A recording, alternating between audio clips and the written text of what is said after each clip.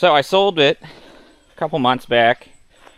It was my daily driver for about 8 years or so. And I'd owned it for, I guess I'd owned it for about 12 years. So it was a 1974 Corvette. It was a 4-speed 350 Chevy. And I stopped driving it because I had a wheel bearing go bad on it, on the rear.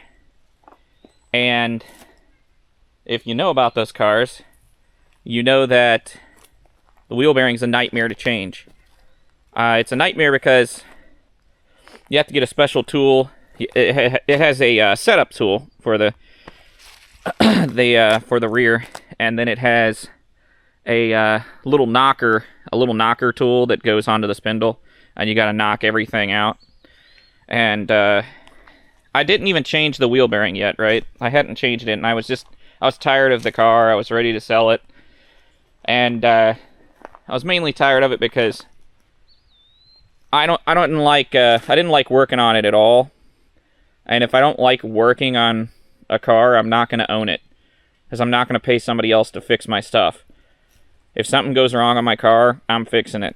And since I didn't like working on that car, I decided, you know what, just going to sell it, because it had been sitting, and that's the worst thing for a car, is to sit.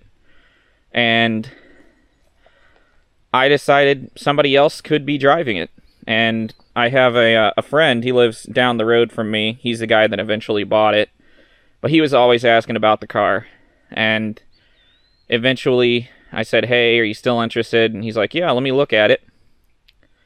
And I cranked it up for him. He's like, okay, yeah, I want this car. So went ahead and sold it to him, and he still owns it. He did a couple burnouts in it. He's got videos of those. It's so funny. Like, he bought it and instantly started doing burnouts in it. And I had issue after issue on Facebook Marketplace trying to get people to buy it. So, a little bit about the car. It had, the interior was kind of getting aged. It was starting to show its age. Interior was all intact. Door panels were in great shape. The carpet was kind of, I don't know, 5 out of 10 probably. And the hood had a spot on the hood that needed attention, because I can't remember what happened. I think I replaced the intake in... Yeah, okay, that's what happened. I replaced the intake in the parking lot at Moody Air Force Base, Georgia. Right? I replaced it right there in the parking lot. And when I put... The intake was a little taller, and it caught the hood whenever I closed it, so I had to get I believe I ended up getting a low-profile air cleaner or something for it to remedy the problem. But it punched a small little crack underneath the hood. And my friend was aware of that. I showed that to him. It's not something I hide. I just went ahead and showed him, like, hey, here, this happened, I did this. And he was cool with it. And he's talking about keeping the car. And he seems really excited about it. I actually went and saw the car about a month ago. He's got it in a shed now. Well, he's got his own shop, but he had it in his shop, and they've been working on it and having fun with it. So I'm glad it went to a good home. Well, you know what that means. Look at that poor old caliper. That is actually not that old, by the way. I replaced that about 3 years ago. That thing is rusted to oblivion. And then you can see that's the drive shaft for the rear end, for the independent rear end. And we got that out of there. So now you can see I had to do mine this way. I had to take it all the way off because I couldn't get this little bugger out. And these are already in bad shape. They're still there, but they are in bad shape. And this is what holds on the shock. So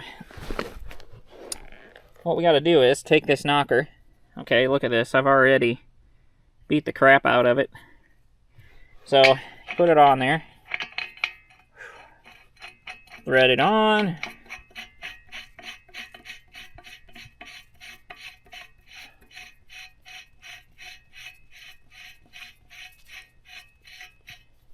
Alright. Now we'll probably take one of our wrenches here and tighten it up a little more. Then we're going to start hitting it. And the idea is you beat the bejesus out of this and it knocks everything out. Alright. Ow. Look at that thing. God, did that ever need changed. Okay, so now I think we can take this off. I'll show you this in a second. It doesn't look pretty. I really had to do a little attitude adjustment to this thing.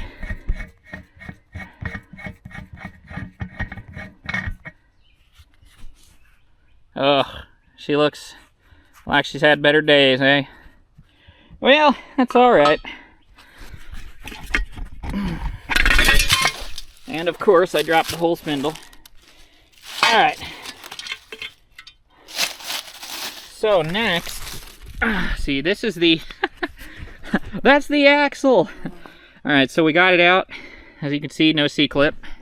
This here is going to be the shim that they used. Inside that is going to be the seals. That is some old, nasty, corroded up stuff. Just cruded.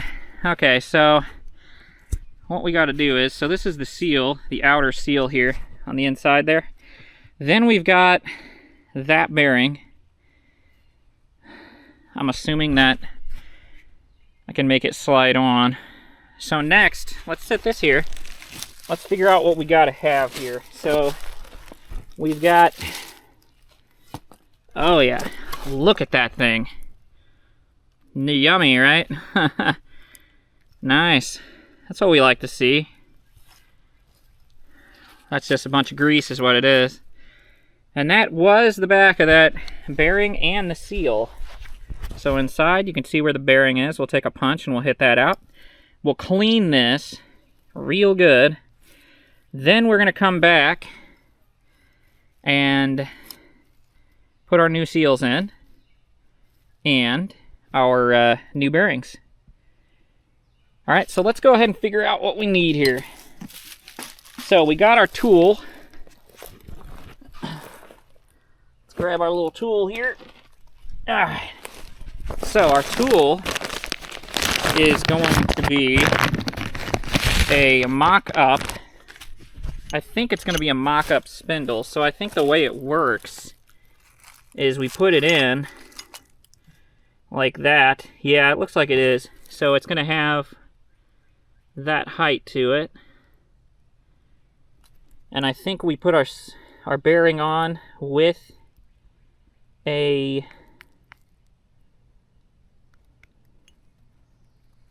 shim.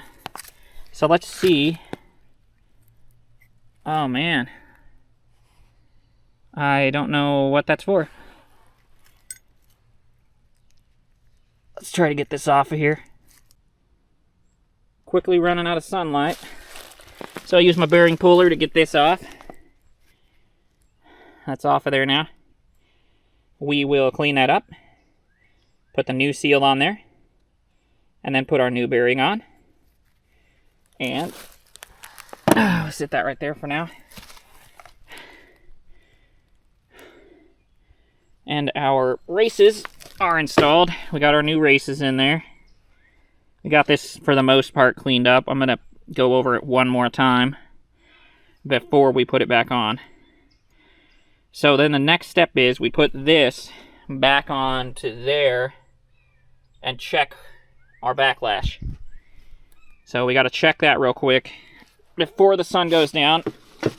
And then the rest of this, after we get the backlash correct, it's between 5 and 9 thousandths is what they want it set at. So we'll go ahead and set that and figure out what we're doing. And I'll clean this off real quick. Then we'll come back. Alright, got it in there. I do it this way instead of doing it on the bench. Mainly because for whatever reason, I feel like this way is almost easier for me. But this is your backlash, if you look. That's backlash. So we need to figure out what that is, and we need to use the proper shims to eliminate it. We're within 5,000, so we're within spec.